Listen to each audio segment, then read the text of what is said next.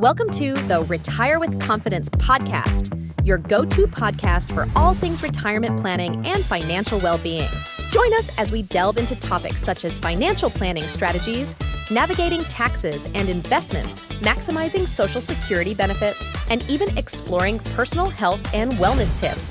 Get ready to gain valuable insights and empower yourself to retire with confidence. Welcome back to the Retire with Confidence podcast. I am your host, Dave Zegel, and this episode is sponsored by CPAsforhire.com. That is our sister company that works with business owners on their accounting and reporting. So if you are looking to retire with confidence and need to make sure that your business's accounting is all in good order and you know where everything stands, visit CPAsforhire.com to learn more. What are the most valuable parts of retirement planning? Oftentimes, when people first come to us for help, it's around a couple of things. A lot of times it's tax planning because they see that we do a lot of tax planning with the retirement space. Other times it's about investments. And sometimes it's specifically about which investments to put their money in.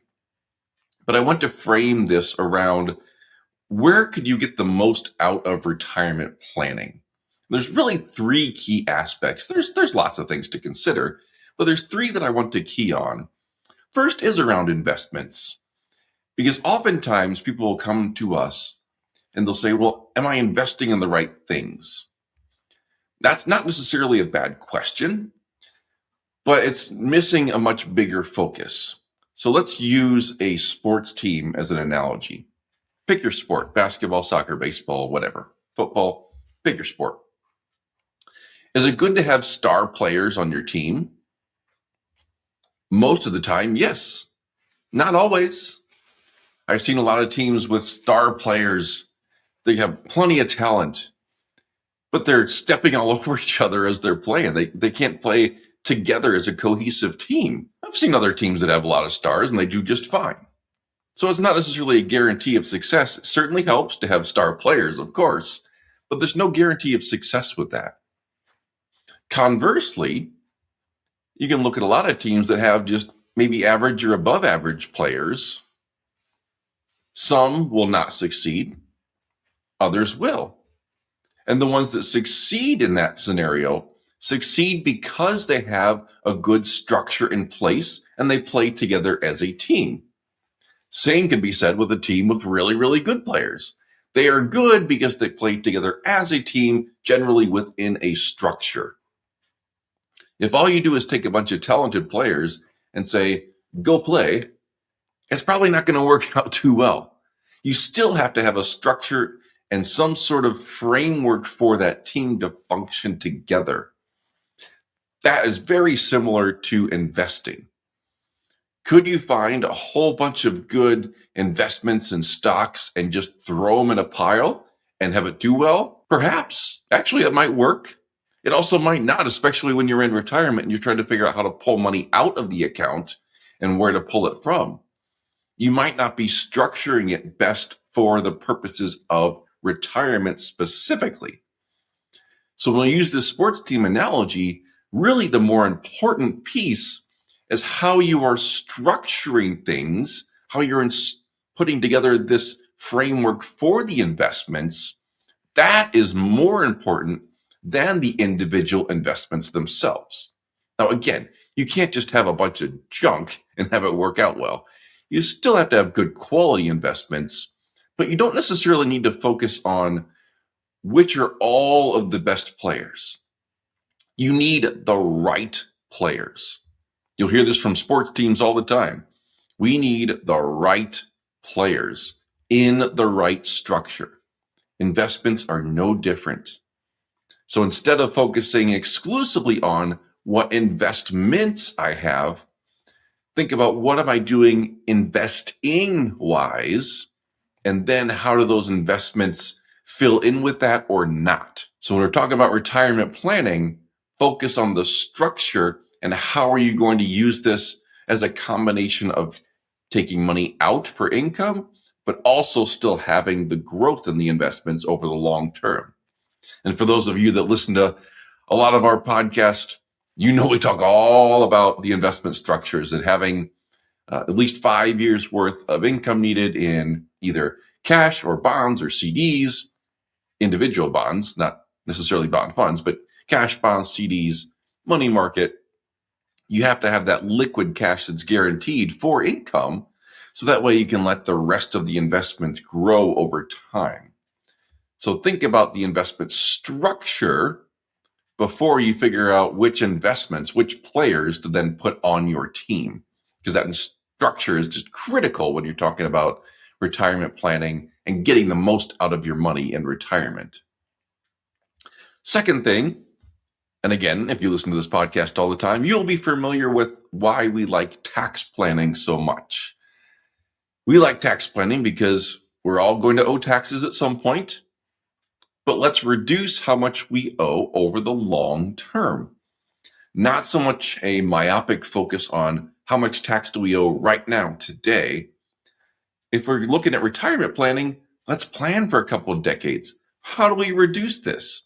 A lot of times it's with Roth IRA conversions. Not all the time, but often it is. It just depends on your individual situation, where you're going to fall in tax brackets, what your required distributions are going to be, how's that going to add into your Social Security or any other pension you're receiving, lots of different variables. But either way, even if you're not doing Roth IRA conversions because that doesn't make sense for you, it's still critical to do the tax planning, so that way, regardless of whether it's now or later or any time in between, we know we can reduce taxes over the long term just by doing some planning and figuring out, do we need Roth conversions? If we're giving to charity, is there a better way to give to charity from a tax perspective? There's a long list of things you can do from a tax perspective to save over the long term. And it's usually pretty big dollars. Again, you can't say 100% of the time that's the case, but in a lot of cases, there's big money to be saved by properly planning for taxes over the long term, over decades. There's so much that can be done and that needs to be done for good retirement planning. So when we talk about what is valuable in retirement planning, investment structure, number one, tax planning, number two. The third thing that's valuable in retirement planning is providing comfort. You don't hear this talked about much, but we see this all the time because people will come to us very concerned. And oftentimes, they're actually doing just fine. They don't know it. There's all sorts of online calculators they can jump on. They can do their own in Excel. They might get an online calculator that says, oh, no, you need to save $4 million more by the time you're 60, and good luck because you're already age 58. I mean, there's all sorts of different stuff that gets pumped out of calculators. So oftentimes when people are coming to us, they're a little bit worried. They might not know if they've saved up enough. They might not be happy with their job. They might be trying to figure out, are they healthy enough to keep working? There's all these different worries. And this retirement planning can really provide comfort in knowing that you're fine. Or if you're not fine, how do we adjust? Do you need to work a little bit longer? Do we need to downsize? Do we need to adjust your income? Are there things that we can do to get you to a good place? Or are you already just fine? We've seen lots of different scenarios where people have come in late 50s, early 60s. They're tired. They're kind of done working. Maybe they can do another couple of years. They don't feel like they've saved enough. They're just not sure. Maybe they're going to get a new boss in a few months and they're not sure how that's going to go. We run into so many of these scenarios. It's crazy. But being able to go through the planning and say, okay, here's where you are. Maybe you're okay. We've had that a lot where people come in and they're worried, and we can show them that they're just fine. There might be some things that we need to do. We might need to restructure the investments. We might need to be doing Roth IRA conversions. Maybe even if not now, we need to be planning for this a couple of years down the road, knowing that we are going to do that most likely, unless there's some crazy tax law change. But we can show them, okay, you're fine. We need to do these things to make sure that you are fine. But we've shown a lot of people that come into us that are worried, oh, by the way, you can retire now. They're thinking 3, 4, 5 years. We can show them, yeah, how about now? We're not saying you should. We will never say that you should retire unless there's some major health issue or other gigantic issue, because there's a lot more to saying that you should retire, just involving what are you going to do in retirement, and how are you going to replace the relationships at work, and the structure, and all those sorts of different things. There's a lot more that goes into retirement than just the numbers and finances. So we're not saying that you should retire. We'll tell them that they could retire. And that just turns everything on its head, because now, instead of worrying about, can I retire in a few years? Now they can continue working, and they can work on a transition plan and figure out, okay, how do we want this to go now? Do we want to stay in the same role? Do we want to shift roles within the company? Do we want to start backing off to part-time? Do we want to go to a different company altogether? There's so many different options now that open up when you've done the plan and you understand, are you okay? Are you okay with needing adjustments? Are you maybe less okay, and need more adjustments? But just understanding where you're at, just even if it's not as good of news as you wanted, still provides comfort and certainty around what then needs to be done. And it's fun just to see people light up all of a sudden and go, oh, okay, I know I'm okay now. I know the steps that we need to take along the way and can put into place. Now what? Now, how do I change my thinking? How do I change the plan around transitioning into retirement? How do I change my thoughts around what I want to do now when I get into retirement?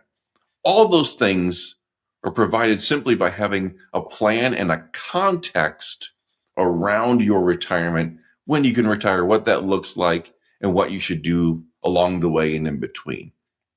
So when we're thinking about retirement planning, those are the three things to key on: investment structure, tax planning, and then how do we make sure that we are providing ourselves a plan that gives us the comfort and the flexibility needed to move forward and put these things in place and stop stressing about retirement and understand what needs to be done, if anything. Are we in a good spot or are we in a bad spot? So key on those three things: investment structure, tax planning, and the plan itself, to provide comfort so that way you can retire with confidence.